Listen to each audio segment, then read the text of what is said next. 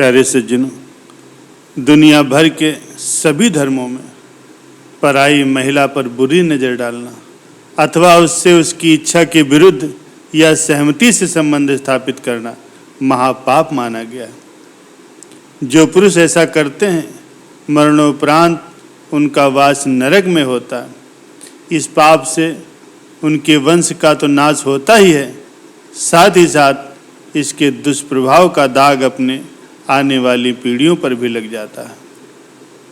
रामायण में हर किसी महिला का सम्मान करने पर विशेष बल दिया गया है। जो मनुष्य नारी का सम्मान नहीं करता वह अपने साथ साथ अपने कुल के भी विनाश का कारण बनता है। ऐसा पुरुष जीवन में कभी सुख नहीं पाता, कोई न कोई दुख उन्हें सदा घेरे रहता है। गोस्वामी तुलसीदास जी ने रामायण में बहुत सारी नीतियों का वर्णन किया है जो सुखी जीवन यापन करने के लिए बहुत ही जरूरी हैं। इन नीतियों को अपने जीवन का अंग बनाने से बहुत से अनचाहे दुखों और परेशानियों से निजात पाई जा सकती है। रामायण में तुलसीदास जी लिखते हैं, अनुज वधु भगिनी सुत नारी शुन शठ कन्या समेचारी इन्हीं कुदृष्टि विलोकत जोई ताहे बधे कछु पाप न होई। अर्थात छोटे भाई की पत्नी, बहन, पुत्र की पत्नी और अपनी पुत्री, इन चारों में कोई अंतर नहीं होता। किसी भी पुरुष के लिए एक समान होनी चाहिए।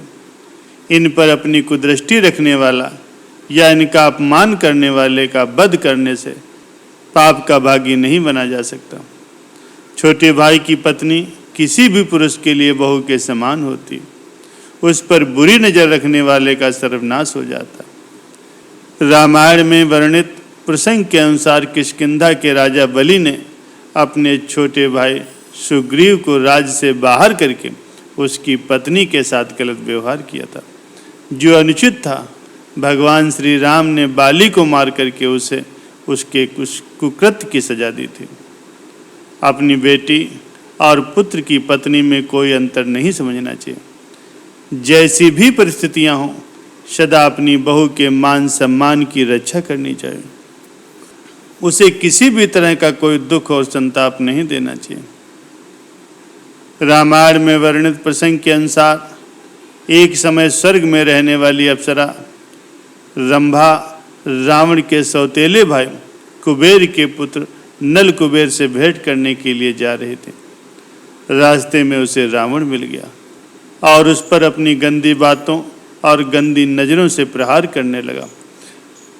उसके कामातुर व्यवहार को देख करके रंभा ने उससे कहा, वो कुबेर के पुत्र नल कुबेर से भेंट करने के लिए जा रही, इस लिहाज से वो उसकी पुत्र वधू के समान है। रावण पर उसकी इस बात का भी तनिक प्रभाव नहीं पड़ा और अपनी मर्यादा लांघ गया। रंभा ने क्रोधित होकर के उसे श्राप दिया, जब वो किसी पर स्त्री पर बुरी नज़र डालेगा तो उसका सिर 100 टुकड़ों में विभक्त हो जाएगा और वो स्त्री ही उसके विनाश का कारण बनेगी। प्यारे सज्जनों, अपनी बेटी को आदर सम्मान देना और प्रत्येक बुरी परिस्थिति से उसे बचा करके रखना प्रत्येक पिता का परम धर्म है। अपनी बेटी से गलत व्यवहार करना, उस पर कुदृष्टि रखना महापाप माना गया है। ऐसे मनुष्य जीवन में चाहे जितने पुण्य कर लें, लेकिन उनके पापों का बोझ कभी भी कम नहीं हो सकता। प्यारे सज्जनों, एक बार महात्मा गौतम बुद्ध जी किसी गांव में गए। वहाँ एक स्त्री उनसे मिली और उनसे पूछने लगी, प्रभु, आप तो किसी राजकुमार की तरह दिखते हैं, आपने युवावस्था में गेरुआ वस्त्र क्यों धारण किया? बुद्ध ने उत्तर दिया, मैंने 3 प्रश्नों के हल ढूंढने के लिए संन्यास लिया। बुद्ध ने कहा, हमारा शरीर युवा और आकर्षक है, लेकिन एक दिन ये वृद्ध हो जाएगा, बीमार होगा और अंत में मृत्यु को प्राप्त होगा। मुझे वृद्धावस्था, बीमारी और मृत्यु के कारण का ज्ञान प्राप्त करना। बुद्ध की ये बात सुनकर के वो स्त्री बहुत ही प्रभावित हो गई और उसने उन्हें भोजन के लिए अपने घर आमंत्रित किया। जैसे ही ये बात गांव के अन्य लोगों को मालूम हुई तो सभी ने बुद्ध से कहा कि वे उस स्त्री के यहाँ न जाए, क्योंकि वो स्त्री चरित्रहीन है, वैश्या है। बुद्ध ने गांव के सरपंच को बुलाया और कहा, क्या ये बात सही है? सरपंच ने भी गांव के लोगों की बात में ही सहमति जताई। तब बुद्ध ने सरपंच का एक हाथ पकड़ लिया और कहा, अब आप ताली बजा करके दिखाओ। इस पर सरपंच ने कहा, प्रभु ये तो असंभव है, एक हाथ से ताली भला कैसे बज सकती है? बुद्ध ने कहा, ठीक इसी प्रकार से कोई स्त्री अकेले ही चरित्रहीन नहीं हो सकती।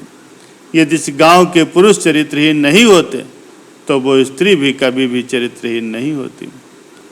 गांव के सभी पुरुष बुद्ध की ये बात सुनकर के बहुत शर्मिंदा हुए।